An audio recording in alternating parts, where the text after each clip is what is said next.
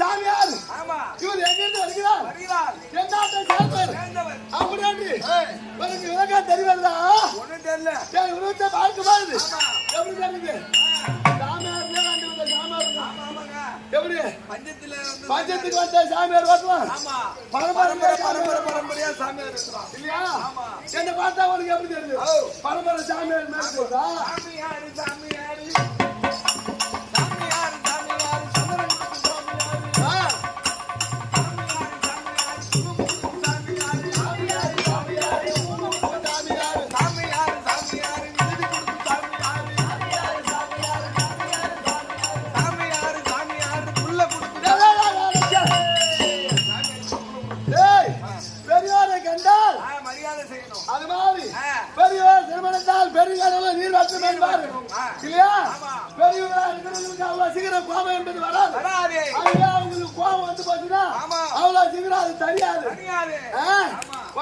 கையெல்லாம் முடியல கொஞ்சம் வரும் அந்த வழி தெரியாது அதே மாதிரி எங்க நாடு எந்த நாடு இந்திராவளி பட்டணம் செய்வாங்க ஆண்டு ஒரு முடியாத பாண்டு மகாராஜ் இருக்கும் குண்டமா தேவிக்கு பிறந்த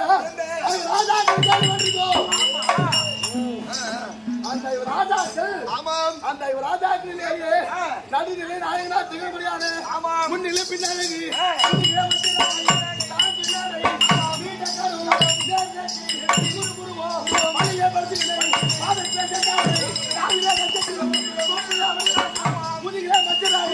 முப்பத்தி ரெண்டு லட்சம் ஆனால் பெருமா நானே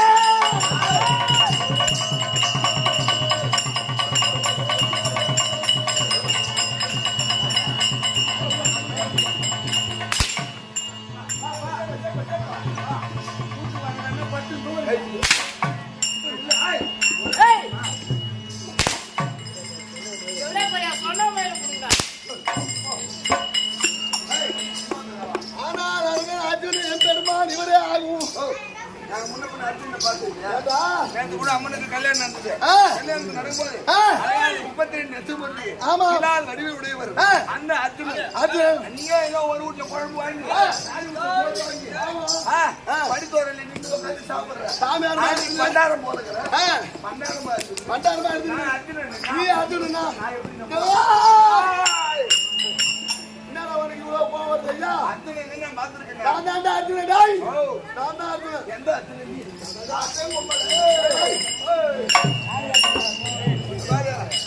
சத்தியமா உன துணமாய் நான் தான் அர்ஜுனன் டேய்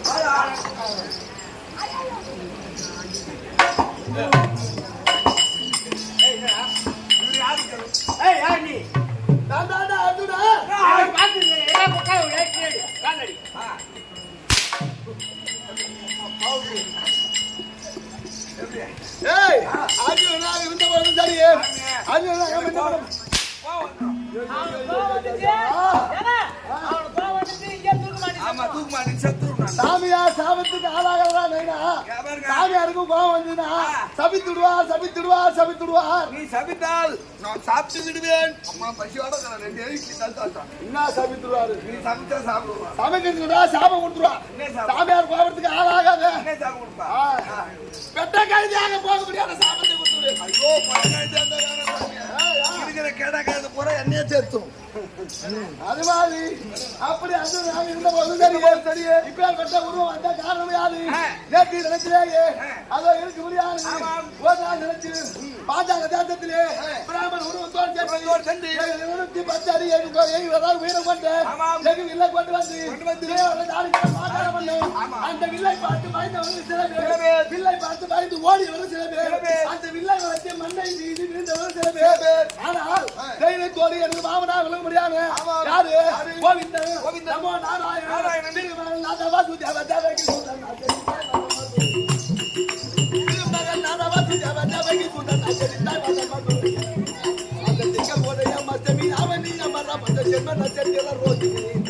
அந்த திங்கள் உதயம் அஷ்டமி அவனி அமர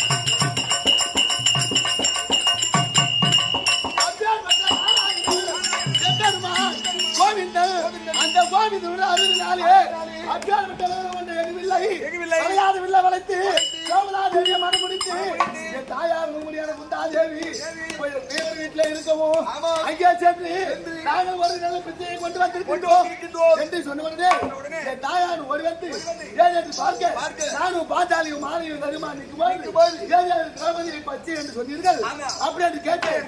ஆமா என்று சொன்ன உடனே சரி 5 பிள்ளைகளும் பேதகம் இல்லாம பகிர்ந்து சாப்பிடுங்க அப்படின்னு சொல்லிக்கிட்டே வெளியே வந்து பாக்குறாங்க. நாங்க மாலை கரிமா நிக்கிறோம்.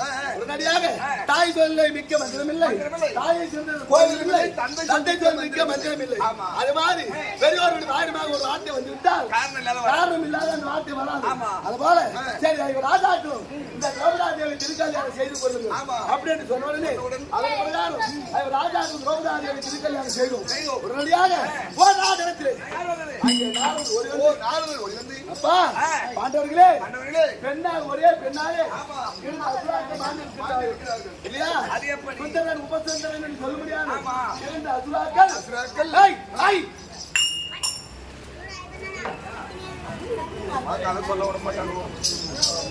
சுந்தரன் உபசுந்தரன் சொல்ல முடியாது. இரண்டு அசுராக்கள் அந்த திலோத்தமை என்று சொல்ல முடியாது. ஒரு பெண்ணு மீது ஆசைப்பட்டு அந்த பெண்ணு எனக்கு தான் வேண்டும்னா அண்ணன், தம்பி பார்த்தா இந்த பொண்ணு எனக்கு தான் வேண்டும்னா தம்பி, 2 பேருக்கும் வாக்குவாதம் ஏற்படுது. அப்படி வாக்குவாதம் ஏற்பட்டு என்ன பண்ணா அண்ணகார கத்தி எடுத்தா தம்பிக்காரன் ஒரே குத்து குத்தலாம். அப்படி தம்பி கத்தி எடுத்தா அண்ணகாரன் ஒரே வெட்டு வெட்டலாம். அப்படி வெட்டி 2 பேரும் மாண்டாங்க. அது மாதிரி ஒரு மனிதன் மண்ணின் பகை உடம்பு வந்துருவான். ஆமா, ஆனா பொண்ணேட்டியால வர பகைய உடனடியாக அந்த மாதிரி உங்களுக்குள்ள சண்டை ஏற்பட்டுவிடும். அப்படி சண்டை இல்லாமல் இருக்க வேண்டும் என்றால் ஒரு வருடத்துக்கு ஒரு முறை ஒரு பகுதியில் இருக்க வேண்டும். அப்படி என்று சொல்லி அப்படி ஒரு பகுதியில் இருக்கும் பொழுது மீது இருக்கக்கூடிய 4 தம்பிமார்களும் அவங்களை தாய் தந்தையாக நினைக்கிறோம். ஆமா, அப்படி தாய் தந்தை நிறுத்தா மட்டும் போதாது. அவங்க ஒன்னா இருக்கும் பொழுது அவங்களுடைய பாதத்தை யாராவது கண்டுவிட்டால் அது பாதம் கண்ட தோஷமாகிவிடும். அந்த பாதம் கொண்ட தோஷம் நிறைவேற்றவே வருடம் நவகோடி நாராயண தீர்த்தம் ஆட வேண்டும் அப்படி என்று நாரது தெரிவித்து அவர் சென்று விட்டார். உடனடியாக இந்திராபுரத்தில் இருக்கும்போது அங்கே கல்லர்கள் கூட்டம் அதிகமாக வந்தது. ஆமா, அப்படி கல்லர்கள் கூட்டம் அதிகமாக வருது. பார்த்தாலும் கல்லர்கள் பசி இருக்க கன்றை கலவாடுவதும் கன்று இருக்க அடங்குது அதுவோ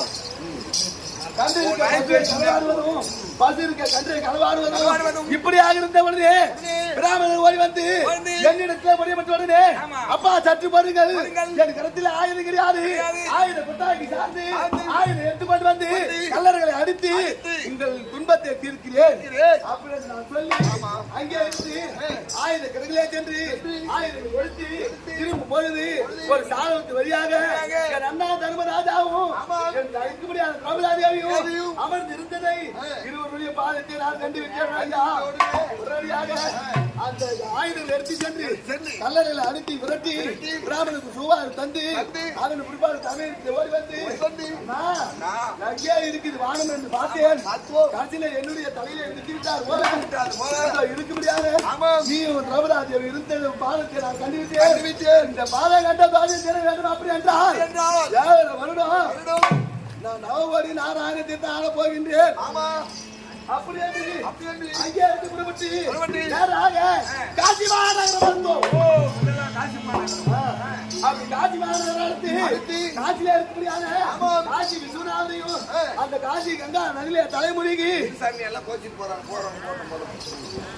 காலைல எல்லாரும் ஏரி வேலைக்கு போறோமா தக்கத்தாவும் ஏரி வேலைக்கு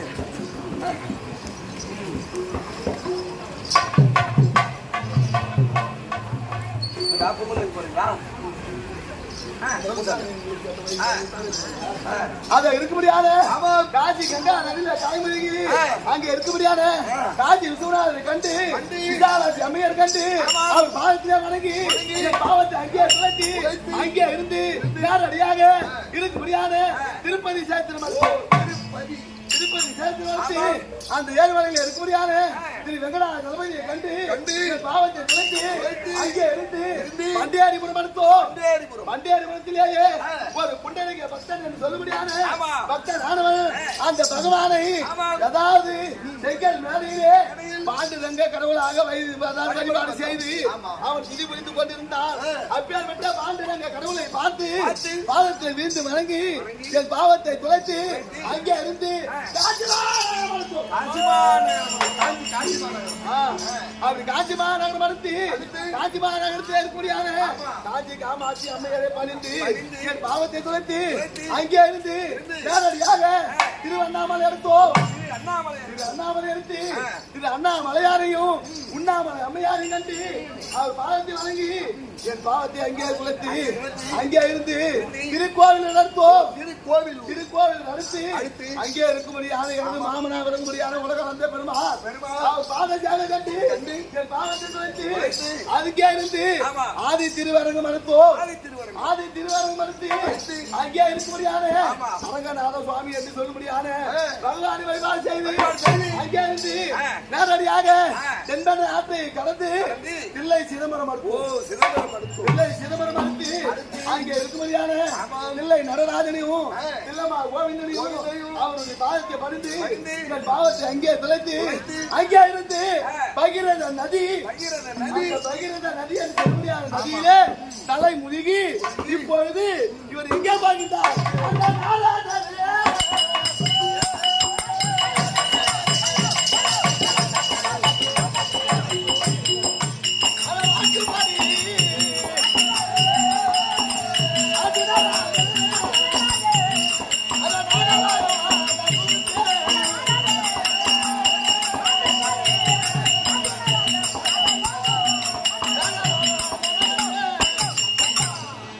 அந்த பகிரனிலே தலைமுறைக்கு அங்கே இருந்து நேரடியாக கணிசம் எழுப்படியான நாக உலகம் சென்று அந்த நாக உலகம் போகும்போது நதி நந்தவனத்திலேயே அந்த ஆதிசியார் மகளா விழும்படியான நாகக்கனி என்னை பார்த்து ஐயோ யாரு என்று கேட்க நான் தான் அர்ஜுன் என்று சொல்ல அந்த நாகக்கண்ணி என்னை பார்த்து ஆசை கொண்டு நாகக்கண்ணு மேல ஆசைப்பட்டீங்களா? பனங்கண்ணு மேல ஆசைப்பட்டான். நாகக்கண்ணி அதுவா வந்து வழியா ஆசைப்படுது. ஆசைப்பட்ட உடனே நான் என்ன செய்தேன், அங்க என்ன நடந்தது அந்த சீல் பேரும்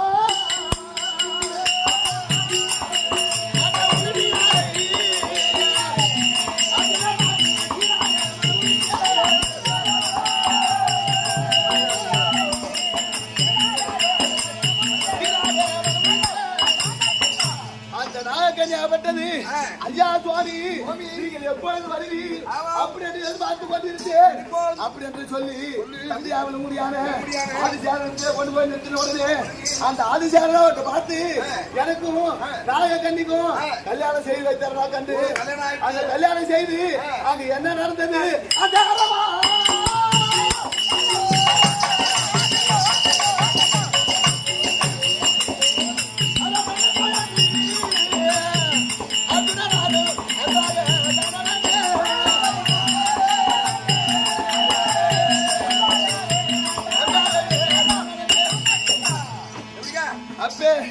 அந்த திருமணம் நடந்த உடனே எனக்கும் நாகக்கண்ணிக்கும் அதாவது சல்லோபமாக இருந்த உடனே 3.25 ஆகிக்கொள்ளதாக அரவா இரவான் என்று சொல்லக்கூடியான ஒரு ஆண் குழந்தை பிறந்தது.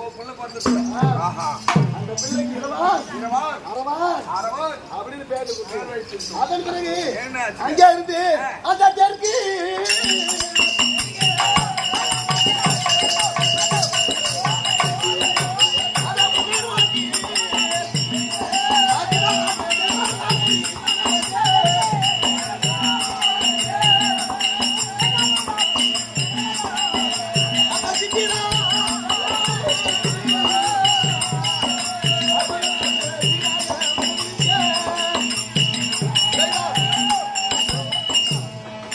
அதுக்கு தெற்கு மூலோக்கி சென்று அங்கே தென்மதுராவி பட்டணத்திலே இருக்கும்படியான 60,000 பேர்கள் பாண்டிய மன்னர்கள் அந்த 60,000 பேருக்கும் யாக பிரதியா விளங்கும்படியான சித்ராங்கதை என்று சொல்லும்படியான ஒரு பெண்ணானது பார்த்து அதுவும் என் மேல ஆசைப்பட்டதா கண்டு உடனடியாக அந்த சித்ராங்கதை எனக்கு திருக்கல்யாணம் செய்து வைத்தார்கள்.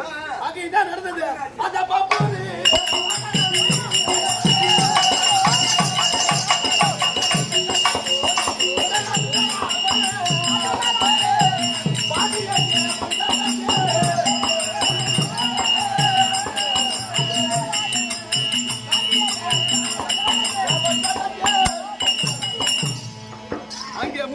நாளைக்கு உள்ளதாக அழகான ஒரு ஆண் குழந்தை பிறந்தது.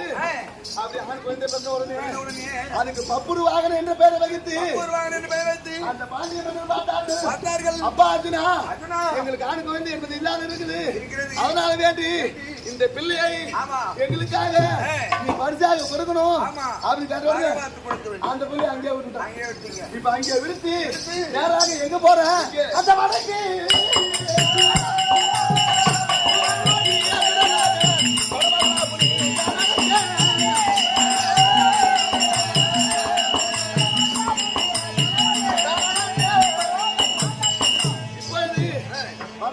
முகமாக நான் சென்று கொண்டிருக்கின்றேன். இந்த வடதிசையை சென்று அங்கே இருக்க முடியாத கடவுளை கண்டு தரிசனம் செய்துவிட்டால் இந்த யாரு வருடம் இதோடு முடிவு அங்கே சென்று நான் யாரை சந்திக்க போறேன்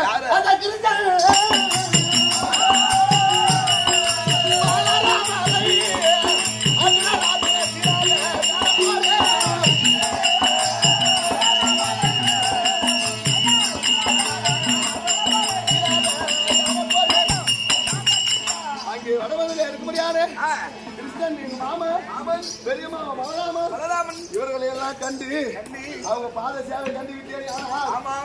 பாவம் இதோடு குறைந்து போவோம் அப்படி அந்த கருத்தோடு வந்திருக்கின்றேன். போவோம்.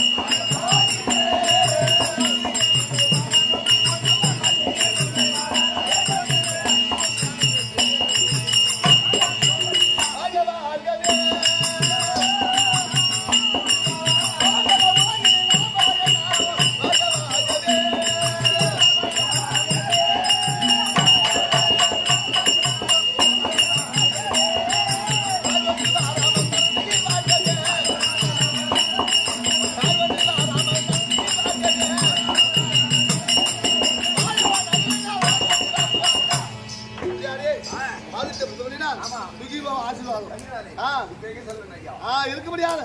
வடக்கு முகநோக்கி செல்ல வேண்டும். போகலாமா?